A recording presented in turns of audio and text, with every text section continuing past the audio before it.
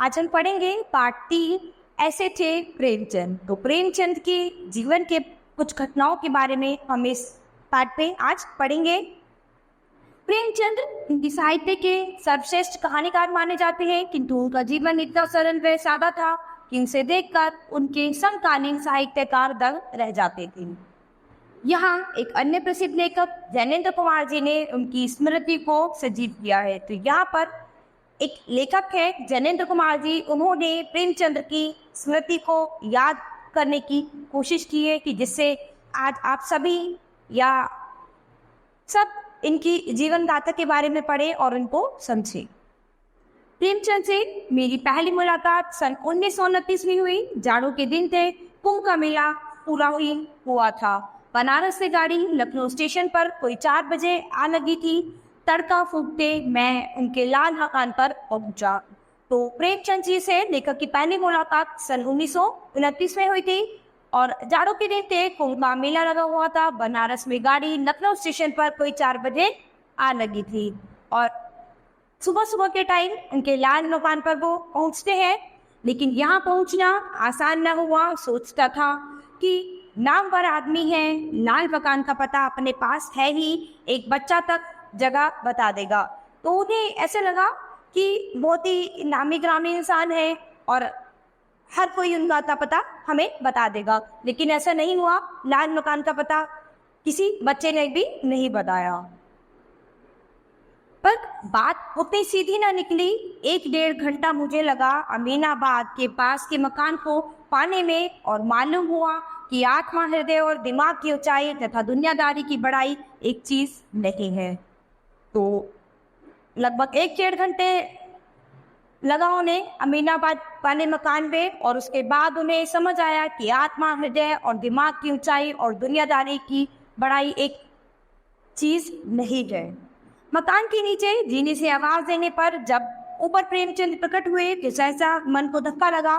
वे देवोपम नहीं मालूम हुए और मैं कुछ वैसी ही आस बांधे था।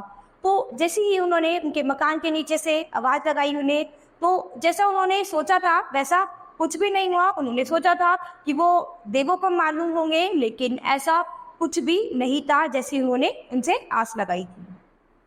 आगे बालों से माथा ढका हुआ, घनी बड़ी मूछे, करीब घुटनों तक बंधी धोती, कंधों पर लाल किनारे के घिसे पिटे चादर, कुल मिलाकर जो दृश्य आंखों के सामने पड़ा निश्चय ही मनोहारी न था। लेकिन देखते देखते वह व्यक्ति लपक कर जीने से नीचे आया। तो जैसे उन्होंने अपने मन में उनकी छवि बनाई थी ऐसा कुछ नहीं था। वो बहुत ही साधारण व्यक्ति थे। तो लेकिन देखते देखते जैसे ही वो नीचे आते हैं, फौरन मेरे हाथ से सामान की छोटी मोटी चीजें छीनी और मुझे इस तरह से ऊपर ले चला कि मैं समझ ही नहीं सका कि मैं यहाँ अजनबी हूँ या फिर क्या। लेकिन वो इतने साधारण, इतना होने के बावजूद भी जैसे ही वो नीचे आए, उन्होंने मेरे हाथ से जो भी सामान था वो ले लिया और मुझे अपने साथ ऊपर इस तरह से ले गए जैसे कि मैं उनके लिए कोई अजनबी हूँ ही नहीं। ऊपर दालान में एक तरफ मिट्टी का ढेर था। पानी की एक मोटी लकीर कण बनाते हुए इस कोने से उस कोने को मिला रही थी। सही के बराबर वाले कमरे में जिसमें हम दाखिल हुए और बैठे, किताबें, कॉपियां, मेज, मूड़ों पर बातचीत खड़ी और पड़ी थी और शाही के डब्बे भी वहाँ होने के लिए हर प्रकार से स्वतंत्र थे। तो उसके बाद वो उनके उस कमरे में गए जहाँ पर उनकी किताबें, कॉपियां सब पड़ी थी और कुछ शाही के डब्बे भी वहाँ पर लगे हुए थे। उनकी किताबें पढ़ने की छवि उसमें दिखाई दे रही थी। किताबों को झट इधर उधर सरकाकर मेरे लिए मोड़े पर जगह हुई और हम लोग गपशप करने बैठ गए, ऐसे कि न जाने कब के दोस्त हैं। उसके बाद उन्होंने अपनी किताबों को इधर उधर किया और मोड़े पर से जगह बनाई उनके बैठने के लिए और फिर घंटों तक ये बैठकर गपशप करने लगे। ऐसे लगा कि जैसे पता नहीं कब के दोस्त हो। ऐसा लग ही नहीं रहा था कि वो दोनों एक अजनबी हैं। मैं कच्ची उम्र का नारी लड़का, वे एक पहुंचे हुए बुजुर्ग। तो दोनों में बहुत ही फर्क था। लेखक जो थे वो एक कच्ची उम्र के लड़के थे, लेकिन प्रेमचंद जो थे वो एक बुजुर्ग थे। वे साहित्य के सम्राट, उसी के तट पर आदर झिझक के साथ झांकने वाला उत्सुक में प्राण थी। और प्रेमचंद की सहृदयता काल पात्र का यह फर्क न डाल सकी मैं मैं तक अपनी हीनता भूल गया और असंभव नहीं कि उस समय चर्चा में कुछ अनधिकृत बात तक मैं कह गया हूँ। कब 9 बज गए पता नहीं चला। आखिर अंदर से ताकीद आई कि दिन इतना चढ़ गया, दवा नहीं लाकर दी जाएगी। तो वो धीरे धीरे बैठ के बातें करते रहे, समय का उन्हें पता नहीं चला। तो क्या था कि इतना समय हो गया, लेकिन फिर उसके बाद अंदर से एक आवाज आती है कि दिन चढ़ गया है, अभी तक दवा नहीं लेकर आए। तब वे दुनिया की तरफ जागे और जल्दी से पैर में स्लीपर डाल तकिए से शीशी खींच नुस्खा तलाश कर दवा लेने दौड़े। कहा, तुम हाथ मुंह धो, मैं अभी आया। तो इसके बाद वो लेखक को वहीं अपने पास बिठाकर बोला कि तुम हाथ मुंह धो, मैं भी आता हूँ। वो दवाई लेने चले गए। प्रेमचंद का रूप यह था और सब जगह सब समय शायद यही रहता था। दुनिया में कुछ कृत्रिमता होनी चाहिए, ज्यादा खुले और हार्दिक रहने का यह कायदा नहीं है। जान पड़ता है प्रेमचंद को दुनिया के इस जरूरी कायदे का ख्याल दिमागी तौर पर अगर था तो अमृत में वे उसे साथ नहीं रख पाते थे। तो प्रेमचंद जी का यही तरीका था, इसी उसके साथ वो दुनिया के साथ सामने रहते थे और प्रेमचंद को दुनिया के जरूरी कायदे का ख्याल दिमागी तौर पर अगर था तो अमृत में वे उसे साथ नहीं रख पाते थे। खा पी कर बोले, चलो जैनेंद्र दफ्तर चले। मकान से उतरकर मैंने देखा कि हजरत ने अमीनाबाद से तांगा नहीं इक्का लिया। मैं एक अच्छे से तांगे को देखकर उसे बातचीत करना चाहता था, पर वे बोले नहीं, इक्के से चलेंगे, तांगा हमें खींचता है, इक्के पर हम सवार होते हैं। तो खाने पीने के बाद प्रेमचंद जी ने जैनेंद्र से बोला कि चलो दफ्तर चलते हैं। तो अब मकान से उतरकर उन्होंने देखा कि हजरत से अमीनाबाद से तांगे से नहीं बल्कि किससे जा रहे थे, वो इक्के से जा रहे थे। तो इस पर प्रेमचंद जी ने कहा कि तांगा जो है वो हमें खींचना है और इक्के पर हम सवार होकर जाएंगे। वही बात हुई कि मुंह हमारा इधर है और खींच हम पीठ की तरफ नहीं है। अपनी चीज तो इक्का है कहकर कह कहा लगाया और एक इक्के वाले को इस तरह संबोधन किया मानो वह इनका कोई जिगरी दोस्त हो। तो उन्होंने उस इक्के वाले को इस तरह से संबोधित करा, उसका इस तरह से साथ दिया कि जैसे वो कोई इनका जिगरी दोस्त हो। दफ्तर में पहुंचकर और बैठकर भी कोई दफ्तरीपन उन पर मैंने चढ़ा नहीं देखा। काम भी हो सकता था और हंसी टट्टा भी हो सकता था। जब वो उनके दफ्तर पहुंचे तो उन्होंने ऐसा नहीं देखा कि वो वहाँ पर अपना कोई रौब दिखा रहे हैं या कुछ है या बहुत ज़्यादा परेशान है, तो ऐसा नहीं था। तो वो काम भी करते थे और हंसी टट्टा भी, दोनों सब चीज़ साथ साथ चलती थी।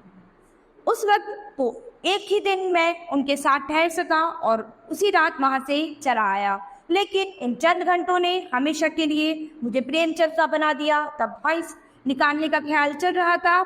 ईश्वरी प्रसाद उसके नए चरित्र तैयार करके लाए थे और उसी दिन टॉल्स्टॉय के ग्रंथों का अनुवाद लेकर रुद्र नारायण वहाँ आए थे। तो उस वक्त वो ज़्यादा टाइम प्रेमचंद जी के साथ नहीं ठहर पाए, उसी रात वो वहाँ से चले आए थे। लेकिन उन घंटों ने हमेशा प्रेमचंद जी की छवि जैनेंद्र जी के हृदय में छाप दी थी। तब हंस निकालने का ख्याल चल रहा था। ईश्वरी प्रसाद उसके लिए चरित्र तैयार करके लाए थे और इसी दिन टॉल्स्टॉय के ग्रंथों का अनुवाद लेकर रुद्र नारायण वहाँ आए थे। दोनों के प्रति उनका व्यवहार देखकर मुझे अचंभा हुआ, मानो प्रेमचंद दूसरों के प्रति अपने बंटने में अपने खुद ही को बात ही कर देते थे।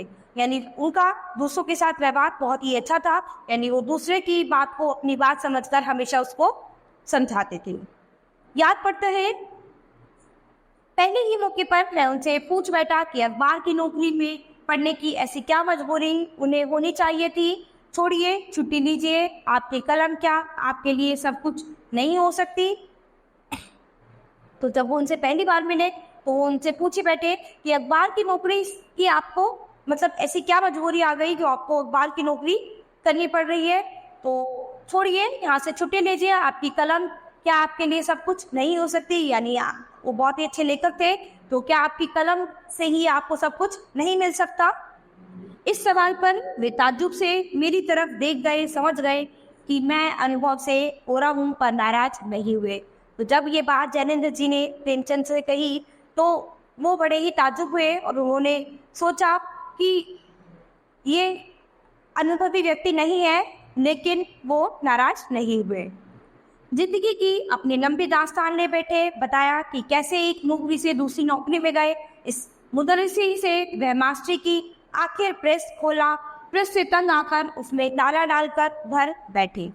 तो जिंदगी की बहुत ही लंबी दास्तान थी। तो उन्होंने बताया कि एक नौकरी से दूसरी नौकरी पर, दूसरी से तीसरी नौकरी पर वो कैसे यहाँ तक अभी पहुंचे हैं। आखिर उन्होंने प्रेस खोला, प्रेस से तंग आकर उसमें ताला डालकर वो घर बैठ गए। बोले सुनो, एक जगह से 500 रुपए आने वाले थे पर दिन इंतजार दिखाए जाते थे, आखिर एक दिन 250 पहुंचे गए। फिर उन्होंने कहा कि किसी को उनके 500 रुपए देने थे, एक जगह से आने थे। बहुत दिनों तक उन्होंने इंतजार किया, लेकिन आखिरकार वहां से 250 रुपए ही पहुंच पाए। सब नोट ज्यों के त्यों मैंने श्रीमती जी के हाथ में दिए। उन्होंने पूछा कितने हैं, मैंने कहा 250। झल्लाकर बोली 250 और जोर से हाथ को झटक कर उन्होंने सारे नोट दालान में फेंक दिए। और मुझे उस वक्त वह सुननी पड़ी कि मैं क्या बताऊं। तो ये अपने एक समय की बात बताते हैं कि एक बार जब उन्हें किसी से पैसे मिलने थे 500 रुपये, तो उन्हें 250 रुपये मिले और उन्होंने अपनी श्रीमती के हाथ में दे दिए। तो वो उस पर गुस्सा हो गई और उन्हें उस 250 रुपये के ऊपर बहुत सारी बातें सुननी पड़ी, क्योंकि वो जो उनकी श्रीमती जी थी वो उतने में अपना काम, घर का खर्च नहीं चला पाती थी। तो इसीलिए वो उन पर गुस्सा हो रही थी। तंगी में दिन गुजर रहे थे, सोता था, लेकिन अब आज तो लगी थी 500 की रकम पर, उसकी जगह जो आए 250। तो पत्नी का धीरज टूट गया। तो क्या था कि उनके दिन जो है पहले ही बहुत खराब चल रहे थे, लेकिन एक उम्मीद थी कि उनके 500 रुपये किसी से आने थे, लेकिन जब वहां से केवल 250 रुपये ही आए तो उनकी पत्नी का धीरज वहां पे से खत्म हो गया और वो परेशान हो गई। पब्लिशर को तो क्या, सब कुछ मुझको सुनना पड़ा। उसके बाद जो इस जगह का ऑफर मिला तो मैंने झट कबूल कर लिया। बताओ तुम क्या नहीं करते, अब रोज रोज का तो रोना नहीं है। तो अब उन्होंने बताया जैनेन्द्र जी को कि अब ऐसे हालात में मैं क्या करता कि मुझे जहाँ का ऑफर मिला मैंने झट पकड़ लिया, क्योंकि अब वो रोज रोज का रोना नहीं देख सकते थे, कुछ ना कुछ उन्हें करना पड़ता, क्योंकि घर चलाना है, घर का खर्च चलाना है, सब कुछ करना है। तो फिर कुछ ना कुछ तो एक न एक दिन करना पड़ेगा। दिल्ली से लौटने के बाद फिर खतों की तायब का सिलसिला शुरू हो गया। दूसरी मर्तबा मिलना हुआ और कुछ बड़ी मज़ेदार बात हुई। उस समय उन्होंने मकान बदल दिया था। एक दूसरे मित्र भी तब लखनऊ में रहते थे, उनसे बात हुई कि चलो प्रेमचंद के यहाँ चले। तो अब क्या हुआ, दिल्ली से लौटने के बाद जब वो इनके खतों किताब का सिलसिला शुरू हुआ तो अब क्या था, बहुत ही मज़ेदार बात हुई। उन्होंने घर बदल दिया था और एक दूसरे मित्र भी तब लखनऊ में रहते थे, उनसे बात हुई कि चलो प्रेमचंद जी के यहाँ पर चलते हैं। नौकर को हुक्म किया कि सवारी लाए, उसने इक्का लाकर खड़ा किया। मित्र ने डांट कर कहा कि बदशऊर देखकर सवारी ला, दोबारा अच्छा समझकर एक तांगा लाकर खड़ा किया। तो तब उनके मित्र ने अपने नौकर से कहा कि जाओ मेरे लिए सवारी लेकर आओ। तो उसने एक इक्का लाकर खड़ा कर दिया। तो उनके मित्र ने उसको डांटा और कहा कि जाओ कोई ठीक सवारी लेकर आओ। तब उसने उनके सामने एक तांगा लाकर खड़ा कर दिया। मित्र की रुचि के लायक वह भी न निकला। आखिर एक फैसी रईसी बग्गी लाई गई। मित्र ने रेशमी शेरवानी पहन, उसकी जोड़ का चुस्त पायजामा, बढ़िया पॉलिश की शू और सफ़ेद झकझकी टोपी बाकी करके लगाई। पहुंचे प्रेमचंद की यहाँ। वहाँ दरवाजे के पास आते ही कि देखते क्या है कि बगल से उसी वक्त तेज चाल से चले आ रहे हैं प्रेमचंद। वो अच्छे से तैयार होके प्रेमचंद जी के यहाँ पर पहुंचे और जैसे ही पहुंचे तो उन्होंने क्या देखा कि वहाँ दरवाजे के पास से ही क्या देखते हैं कि बगल से उसी वक्त तेज चाल से प्रेमचंद जी उनसे मिलने चले आ रहे थे। बगल में चढ़ी है, दूसरे हाथ में झोला, झोला में से ताजा शाक सब्जी झांक रही है। तो क्या था, उनके बगल में एक छड़ी थी, हाथ में एक झोला था और उसमें ताजी सब्जियां थी। बदन पर खाली कुर्ता, धोती उसी नमूने की ऊंची बंधी हुई है। साफ था कि कदमों से लंबी राह नापते आ रहे हैं। उन्हें देखकर साफ ऐसा लग रहा था कि वो बहुत दूर से पैदल चलते हुए आ रहे हैं। इस दृश्य के ये दो विरोधी नमूने घूरते रहे हैं। प्रेमचंद की सबसे बड़ी खूबी यह भी कि वे हर तरफ से साधारण थे। इस तरह वे जनता और प्रतिनिधि थे। तो प्रेमचंद की जो थी वो बहुत ही साधारण थे और इसीलिए जनता उन्हें बहुत ही ज़्यादा पसंद करती थी। खास तो हर कोई बनना चाहता है, आम लोगों से मिलकर खुद कत्ल होना कोई नहीं चाहता। प्रेमचंद की जैसे वही साधना थी और इसके लिए मेरा जैसा आदमी उनका जितना कृतज्ञ हो थोड़ा है। यहाँ पर लेखक जैनेंद्र कुमार जी जब प्रेमचंद जी से मिले तो उन्होंने उनकी बहुत सारी अच्छाइयाँ देखी, उनके बारे में बहुत कुछ जाना, उनकी सादगी, उनकी सरलता को समझा और उसी के बारे में इस पाठ में हमने बच्चों पढ़ा है कि प्रेमचंद जी कैसे थे, कैसे वो इतने साधारण थे, कैसे लोगों की मदद करते थे, कैसे उन्होंने एक बहुत अच्छे लेखक भी थे वो बच्चों ये पाठ हमारा यही खत्म होता है। अब हम अपनी नई क्लास में मिलेंगे अपने नए पाठ के साथ।